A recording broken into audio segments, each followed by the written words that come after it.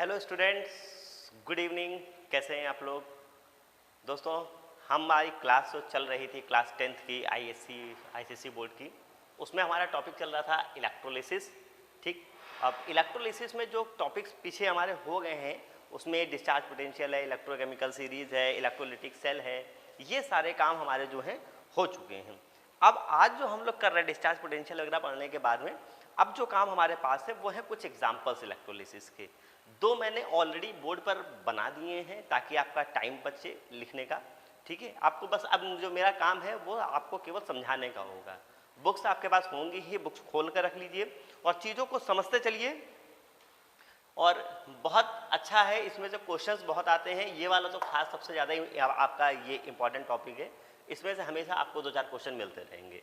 है क्या चीज़, देखते हैं हम लोग, तो बात करते हैं। ठीक है, सबसे पहले बात करते हैं electrolysis of molten lead bromide. Molten lead bromide की इलेक्ट्रोलिसिस की बात करते हैं। तो लेड ब्रोमाइड को पहले तो हमने क्या किया, मेल्ट कर लिया है। ठीक है, सही, आप मेल्ट ना कीजिए, अभी तो इसमें पड़ा हुआ है। ठीक है, ये इसमें लेड ब्रोमाइड पड़ा है, ये कैथोड और ये एनोड लगे हुए हैं। ये इलेक्ट्रिसिटी सर्किट पूरा बनाया गया है, यहाँ पर एमीटर लगाया गया है, ए लिखा है, इसके आगे लिख लीजिएगा एमीटर है। ठीक है, इस पूरे सिस्टम को पहले तो सेट करना पड़ेगा। पूरा जो ये सिस्टम है इसको आपको पहले एक बार जो है पूरा सेटअप बनाना पड़ेगा, इसको पूरा सेट करना पड़ेगा। अब आपने ये जो डिवाइस ये जो बना है, थोड़ा सा मेरा ड्राइंग अच्छी नहीं है इसलिए बहुत अच्छा नहीं बनाता हूँ।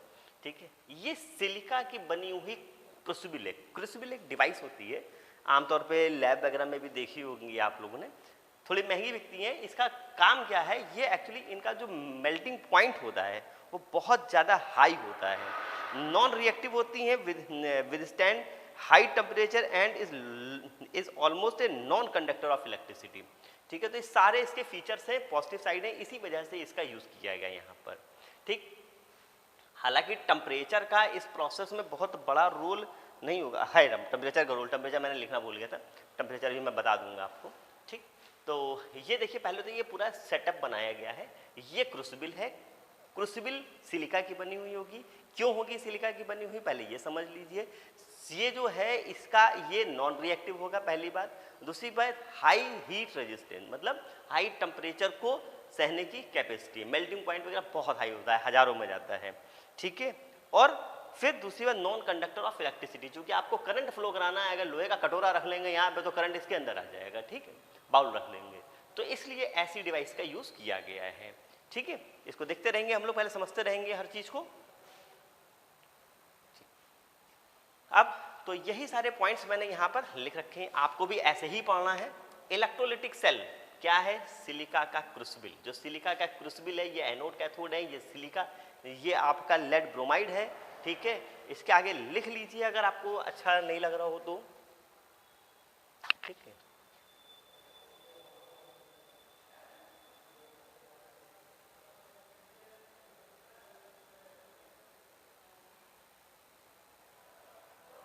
ये मोल्टेन लेड ब्रोमाइड।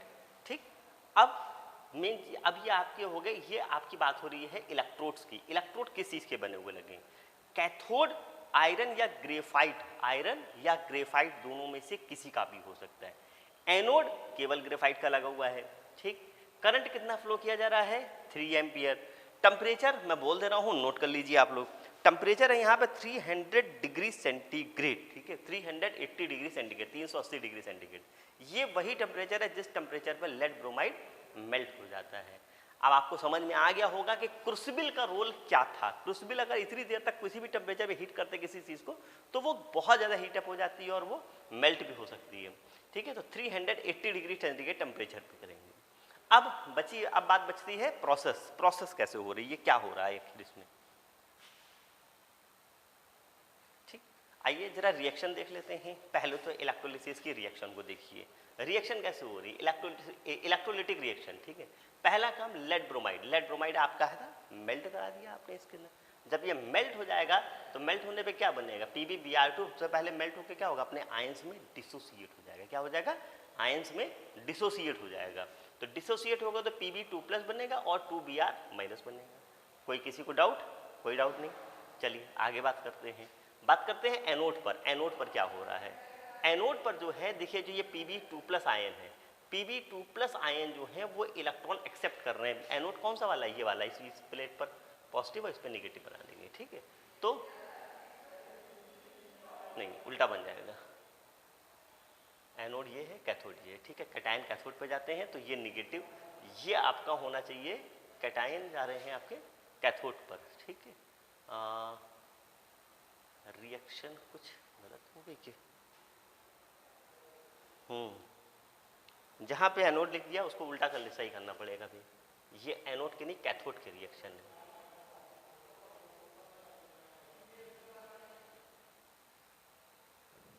और जो कैथोड पे लिख दिया है वो एनोड की रिएक्शन है, at anode, yes.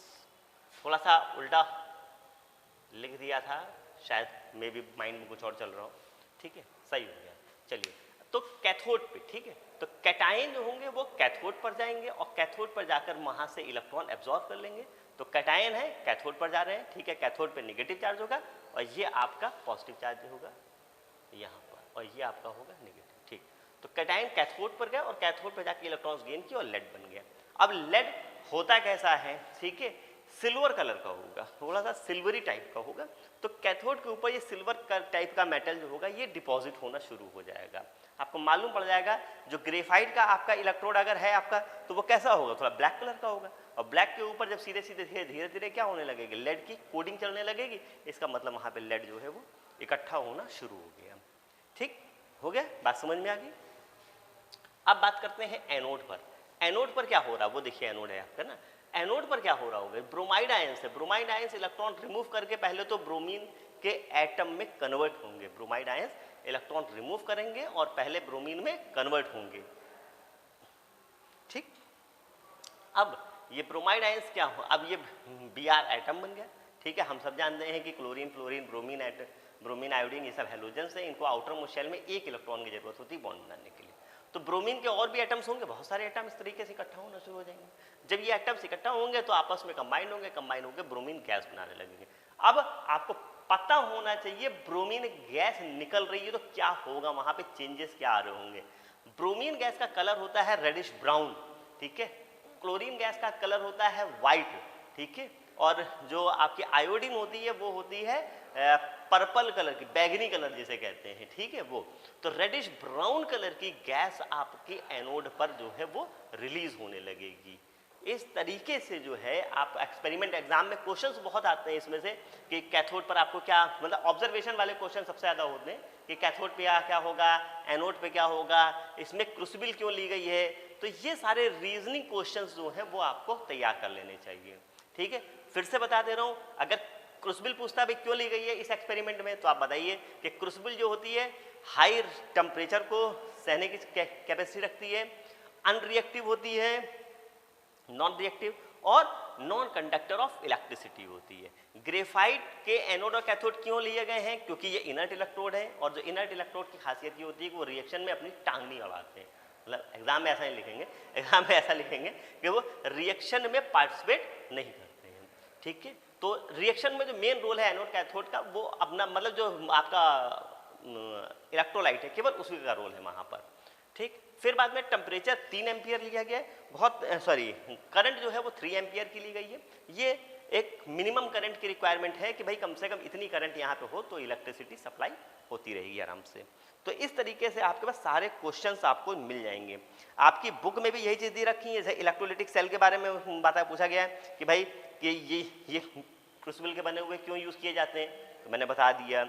Metallic ion lead are discharge at the cathode as lead metal and bromine is liberated at the anode, तो वो प्रोसेस है उसकी, वो भी मैंने बता दी आपको। Cathode and anode are inert in nature and generally made of graphite, तो इनर्ट क्यों लिए गए, ताकि रिएक्शन में पार्टिसिपेट ना करें। रिएक्शन हमने आपको दिखा दी। इतना खेल ये पूरा का पूरा आपका खत्म हो गया। ये पूरे में से आपको कम से कम 2 नंबर, 4 नंबर, 5 नंबर ये क्वेश्चंस हमेशा से आते रहे हैं और आते रहेंगे आने वाले समय में बोर्ड में, तो प्लीज इसको जरूर तैयार कर लीजिए, ठीक। तो ये बात हुई लेड ब्रोमाइड की, तो पहले इसको नोट कीजिए, फिर हम आपसे इसके बारे में बात करते हैं। बस 1 मिनट का आपका 20-25 सेकंड का समय लेंगे, आप इसको रिकॉर्ड कीजिए, जब तक नोट कीजिए।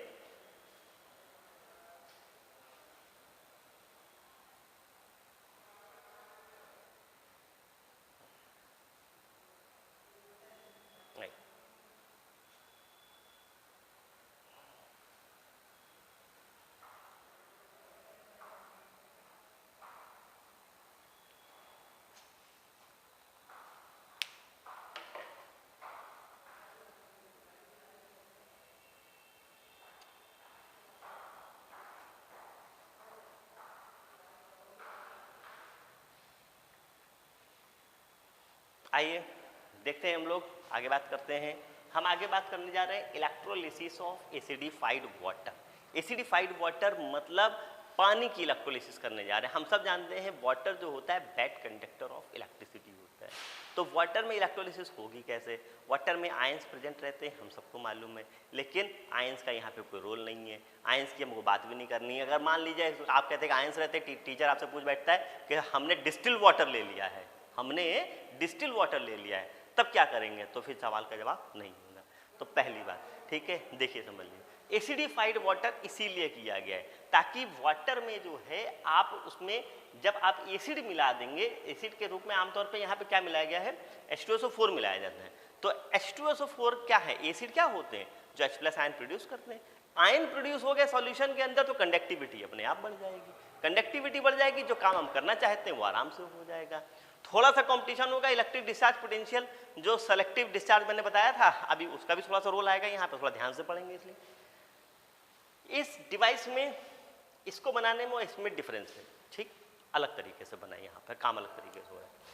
ये है आपका वाटर, लिख लीजिए एसिडिफाइड वाटर, ठीक। एक चीज, ये बीकर ले रखा है, बीकर के अंदर दो इलेक्ट्रोड बने हुए हैं, दो इलेक्ट्रोड है, एक ये है एक ये है, but these are not made up of by, these are not made up of क्या? Graphite iron, okay. ये जो है ग्रेफाइट के या आयरन के बने हुए नहीं है, ये प्लेटिनम की फॉयल है। हम सब जानते हैं प्लेटिनम बड़ा महंगा मेटल होता है, तो उसमें इतना मोटा सा इलेक्ट्रोड नहीं होगा, वहाँ पतली सी पत्ती काट करके लगाई जाएगी, ठीक है। तो वो इलेक्ट्रोड यहाँ पर जो है ये लग गए हैं आपके यहाँ पर, ये प्लेटिनम फॉयल लगाई गई है, ठीक। अच्छा भाई, एनोड कैथोड आपको पता ही है, काम करेंगे अपना अपना, ठीक। आइए देखते हैं, बात करते हैं। इलेक्ट्रोलिटिक सेल में लिख दिया मैंने एज शोन अबव, मतलब इलेक्ट्रोलिटिक सेल कैसे बनेगा? ऐसे बनेगा, ठीक है। अब यहाँ तो इलेक्ट्रोलिटिक सेल में हम लोगों ने लिख सकते थे कि भाई सिलिका क्रूसिबल है, यहाँ सिलिका एक बीकर है, बीकर के अंदर पानी भरा है, पानी के अंदर दो टेस्ट ट्यूब उल्टी करके रखी हैं और नीचे से उसके अंदर दो पत्तियां लगाई गई हैं घुमा करके, ठीक है। ये इस तरीके से ये पूरा एक सिस्टम बना दिया गया है, ठीक। आइए आगे बात करते हैं। अब इलेक्ट्रोलाइट, यहाँ पे इलेक्ट्रोलाइट क्या है? इलेक्ट्रोलाइट तो कुछ है नहीं, यहाँ तो इलेक्ट्रोलाइट हमारा जो पानी है वही है, ठीक है। तो एसिडिफाइड वाटर, क्या लिखेंगे? एसिडिफाइड वाटर, ठीक है। इलेक्ट्रोड प्लेटिनम का बना हुआ है, एनोड प्लेटिनम का बना हुआ है, कैथोड प्लेटिनम का बना हुआ है। टेम्परेचर ऑर्डिनरी टेम्परेचर, उबला हुआ उबालने नहीं लगेंगे, यानी 100 डिग्री सेंटीग्रेड तक पानी बॉयल कर रहे हैं, ठीक है। यहाँ टेम्परेचर कितना था? 380 डिग्री सेंटीग्रेड। यहाँ टेम्परेचर क्या है? नॉर्मल रूम टेम्परेचर पे काम होगा, ठीक, समझ रहे हैं। आइए आगे बात कर लेते हैं, डिसोसिएशन की बात करते हैं। सबसे पहले तो डिसोसिएशन होना चाहिए ना। यहाँ पे लेड ब्रोमाइड का क्या था? पहले डिसोसिएशन हुआ था। अब लेड ब्रोमाइड की तो बात होगी पहले, यहाँ पे वाटर की बात तो बाद में होगी, पहले एसिड की बात होगी। क्यों होगी? क्योंकि एसिड डिसोसिएट हो जाता है, जल्दी हो जाता है डिसोसिएट। तो H2SO4 है, वाटर में डिसोसिएट हो जाएगा, 2H+ और SO4 2- में डिसोसिएट होगा, ठीक। आइए चलिए आगे बढ़े। वाटर को लेते हैं, वाटर चूंकि पोलराइजेशन तो होता ही है भाई, पोलर कंपाउंड है तो H+ और OH- में डिसोसिएट होगा। अब बात करते हैं कैथोड पे होने वाले रिएक्शन की। कैथोड पर जाने वाली गैस, ठीक है, क्या क्या था यहाँ पर? हाइड्रोजन ही कैथोड पे, तो भाई हाइड्रोजन दो तो कॉमन है, पॉजिटिव आयन तो कॉमन है हमारे पास, ठीक है। तो दोनों तरफ हाइड्रोजन है, कोई कंपटीशन ही नहीं है H+ का, तो ठीक। तो जितने भी H+ आयन है वो सब जाएंगे कैथोड के बाद और वहां पे इलेक्ट्रॉन गेन करेंगे और हाइड्रोजन के एटम में कन्वर्ट हो जाएंगे। क्या करेंगे? हाइड्रोजन के एटम में कन्वर्ट हो जाएंगे। अब ये हाइड्रोजन एटम खूब सारे जितने आसपास के सब एक जगह कलेक्ट होंगे और कलेक्ट होने के बाद में क्या करेंगे? हाइड्रोजन गैस का फॉर्मेशन करेंगे, 2H2 बनेगा, 2 वॉल्यूम बनेगा। जितनी ऑक्सीजन इकट्ठा होगी उसकी डबल जो होगी वो हाइड्रोजन इकट्ठा होगी, डिपॉजिट होगी, ठीक है, लिबरेट होगी। डिपॉजिट क्यों बोल रहे हैं? क्योंकि इसके अंदर इकट्ठा होगी। तो ये आपने टेस्ट ट्यूब लगा रखी है, इसी के अंदर होगा। कैसे मालूम पड़ेगा? वाटर होगा, वाटर लेवल नीचे आने लगेगा, ठीक है। जैसे जैसे वाटर लेवल नीचे आ रहा है इसका मतलब गैस ऊपर जा रही है, ठीक है। तो अगर हम कैथोड की बात करें तो कैथोड में गैस ज्यादा हो गई होगी, गैस ज्यादा होगी तो वाटर लेवल और नीचे चला गया होगा, ठीक है। यहाँ पे वाटर लेवल यहाँ पे आ गया होगा, ठीक है, ऐसे मान लीजिए। और यहाँ पे अगर वाटर लेवल के भी ऑक्सीजन के रिस्पेक्ट में भी बात करते हैं जरा सा। अब जरा एनोड पे होने वाले रिएक्शन को देख लेते हैं। एनोड पर दो लोगों का कंपटीशन है, सल्फेट का भी कंपटीशन है और हाइड्रोक्सिल आयन का भी कंपटीशन है। अब जरा सेलेक्टिव डिस्चार्ज वाला पेज खोल लीजिए अपनी बुक में, ठीक है। चलिए आपके साथ हम भी खोल के देख लेते हैं, एक बार चेक करते हैं। यस, सेलेक्टिव डिस्चार्ज में मैंने जब आपको बताया था सेलेक्टिव डिस्चार्ज ऑफ आयन में, तो सल्फेट मैंने दिखाया था, उसमें बताया था कि वो ऊपर है सीरीज में और जो हाइड्रोक्सिल आयन है वो नीचे है।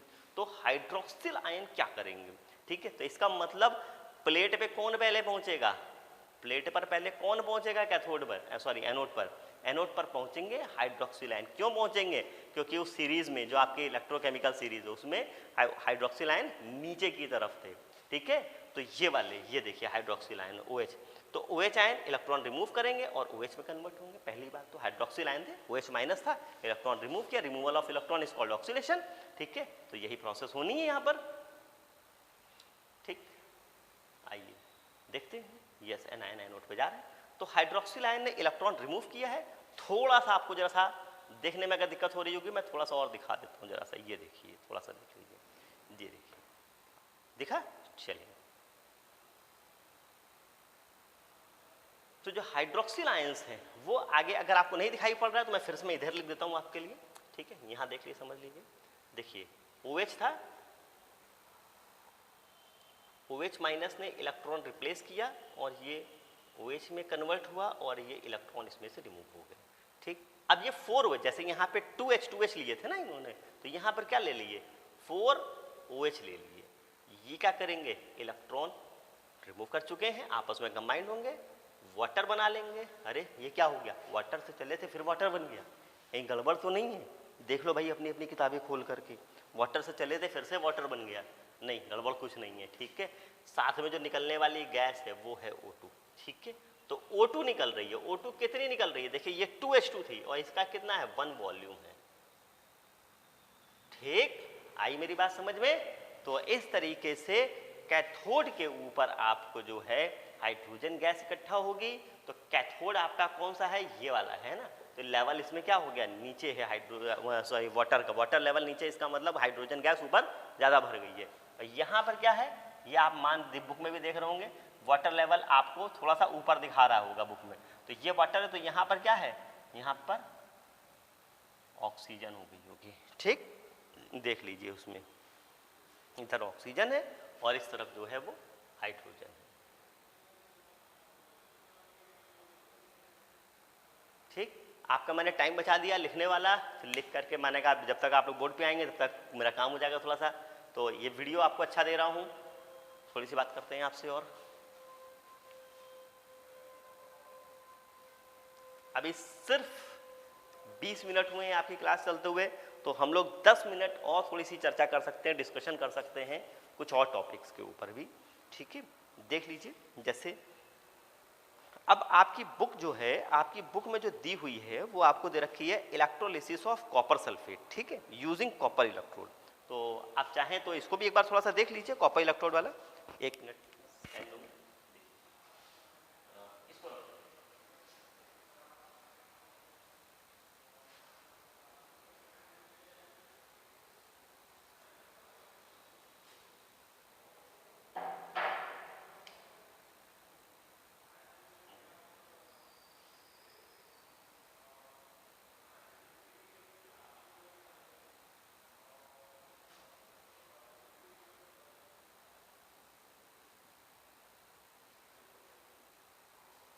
electrolysis of aqueous copper sulfate using copper.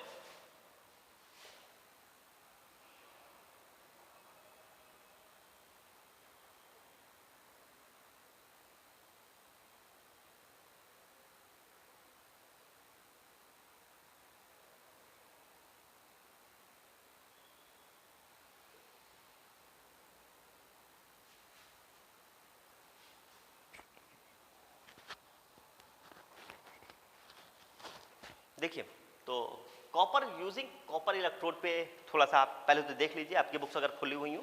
देखिए मेन चीज क्या है, जो आपका इलेक्ट्रोलाइट है वो कौन सा होगा, कॉपर सल्फेट होगा। यहाँ एनोड और कैथोड दोनों कॉपर के बने हुए लगे होंगे, यूजिंग कॉपर इलेक्ट्रोड लिखा ना, तो यहाँ एनोड और कैथोड दोनों आपके कॉपर के लगे हैं। टेम्परेचर अभी भी जो है वो नॉर्मल ही लिया जा रहा है, ठीक है, और करंट जो है वो 3 एम्पियर की है। अब सारा खेल किस चीज का है, केवल रिएक्शंस का है, ठीक है, रिएक्शंस आप समझ लीजिए, मैं लिख देता हूं, फिर मैं अभी एक्सप्लेन भी कर दूंगा आपको। ठीक, चलिए।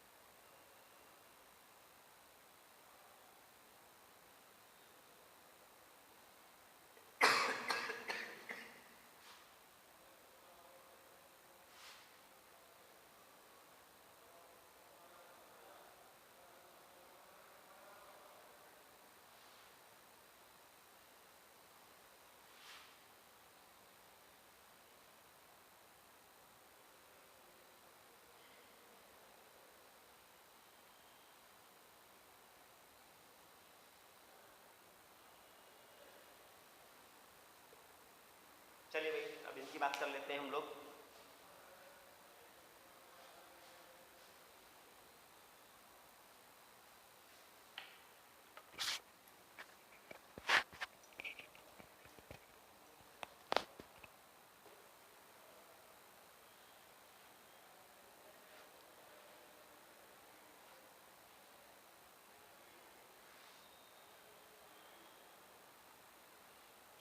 आइए बात कर लेते हैं आगे की।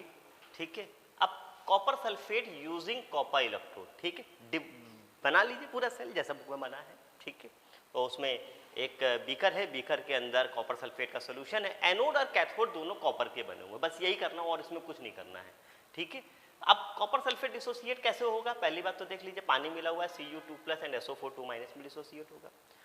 वाटर आयंस वाटर होंगे वो डिसोसिएट होंगे H+ और OH-, मतलब निगेटिव आयन दो तरीके के हैं, देख लीजिए, पहले समझ लीजिए। प्रोसेस कैसे हो रही है, कैथोड के ऊपर, कैथोड के ऊपर जाते हैं कटायन, हमने बताया कैथोड पे जाते हैं कटायन। कटायन कौन से, कटायन के H+ और Cu2+ है। सेलेक्टिव डिस्चार्ज में कॉपर आयंस जो है वो हाइड्रोजन से नीचे हैं। तो अभी हमारा कॉन्सेप्ट लग जाएगा, मजे की बात है, ये कॉन्सेप्ट लग रहा है, अभी आगे फ्लॉप होगा। ये कॉपर के आयंस है, ये प्लेट पर पहुंचेंगे और प्लेट पर पहुंच करके कॉपर मेटल में कन्वर्ट हो जाएंगे, खेल खत्म। ठीक है, मतलब कैथोड के ऊपर जो ऑलरेडी कॉपर का था उसके ऊपर कॉपर थोड़ा थोड़ा करके डिपॉजिट होने लगेगा। अब पेज फंसता है एक जगह पे, एनोड पे जाकर के। अगर यहां पर इनर्ट इलेक्ट्रोड होता, अगर यहां पर इनर्ट इलेक्ट्रोड होता तो कंपटीशन इन दोनों के बीच में होता।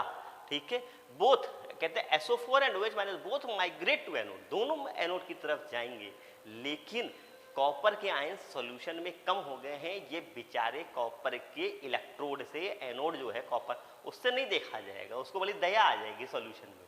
ठीक है, वो देखेगा अरे सॉल्यूशन के अंदर तो कॉपर आयंस कम हो रहे हैं, तो वो मैदान में कूद पड़ेगा इन द सेंस कि कॉपर की जो रॉड है, जैसे अगर आप बनाएंगे ना ऐसे करके सेल ये होगा। ठीक है, तो ये जो आपकी कॉपर की रॉड है, ठीक है, ये वाली, जैसे ये तो आपका कैथोड हो गया, ठीक है, और ये आपका एनोड हो गया। तो ये एनोड में से आयंस कूद कूद के सॉल्यूशन में आने लगेंगे। ठीक है, एनोड में से आयंस निकल निकल के सॉल्यूशन में आने लगेंगे। कैसे, कॉपर मेटल जो है कॉपर के आयंस में कन्वर्ट होने लगेगा और इलेक्ट्रॉन देने लगेगा। यहाँ कोई सेलेक्टिव डिस्चार्ज का कॉन्सेप्ट काम नहीं करेगा। यही है एक्टिव इलेक्ट्रोड का खेल। ठीक है, बहुत ही इंपॉर्टेंट चीज है, इंटरेस्टिंग भी है, दिमाग पे भी थोड़ा जोर डालना पड़ता है। कभी कभी लगता है कि केमिस्ट्री में कुछ चीजें ऐसी हैं जिन पर कोई रूल नहीं फॉलो होता है। ठीक है, तो घर का आदमी ही होंगे, कॉपर की कमी हो गई सॉल्यूशन के अंदर, तो सॉल्यूशन के अंदर कॉपर की कमी हो गई तो इनर्ट इलेक्ट्रॉन ने खुद छलांग लगा दी। ठीक है, इसने पार्टिसिपेट करना शुरू कर दिया और इस तरह से एनोड की रिएक्शन एकदम आपकी उम्मीद से एकदम विपरीत, एकदम अपोजिट चली गई। मतलब आपने सोचा भी नहीं होगा, आप तो सोच रहे होगे सर जी इधर से ये जा रहा है, ठीक है, इसमें सल्फेट में से हाइड्रोक्सिल आयन क्योंकि नीचे होते हैं, यही पहुंचेंगे, हाइड्रोजन गैस लिबरेट होगी या वाटर बनेगा, ऑक्सीजन गैस लिबरेट होगा, ऐसा दिमाग में चल रहा होगा, इसके अलावा कुछ अधूरा चल रहा होगा। लेकिन यहाँ पे आकर के सारा पेज फंस जाता है। ठीक है, तो इसको थोड़ा ध्यान से पढ़ने की जरूरत है। अच्छे से पढ़ेंगे, ध्यान से पढ़ेंगे, समझ करके पढ़ेंगे तो आपको मजा आएगा पढ़ने में, इंटरेस्ट डेवलप होगा। और टेंशन लेकर के पढ़ेंगे तो फिर आप परेशान होंगे कि सर ने तो पढ़ाया कुछ और था, हो कुछ और रहा है। बेटा मेरे करने पे नहीं हो रहा है, ये केमिस्ट्री है, यहाँ कुछ ना कुछ फेरबदल होते रहेंगे, वही उसका पार्ट है, वही उसका सब्जेक्ट का नेचर है और इसी से इंटरेस्ट भी डेवलप होता है। तो आज की क्लास हम यहीं पर ओवर कर रहे हैं। आपकी कोई भी डाउट्स हो, कोई भी कन्फ्यूज़न हो, नंबर मैंने आपको दे रखा है, आप उस पर व्हाट्सएप पे आइए, गूगल मीट पे आइए, जैसे आपको अच्छा लगे आप कांटेक्ट कीजिए। और हम चाहेंगे कि आपके डाउट्स ज़्यादा से ज़्यादा क्लियर कर सके ताकि बोर्ड एग्जाम में आपको किसी प्रकार की प्रॉब्लम्स ना हो। Thank you students, good night.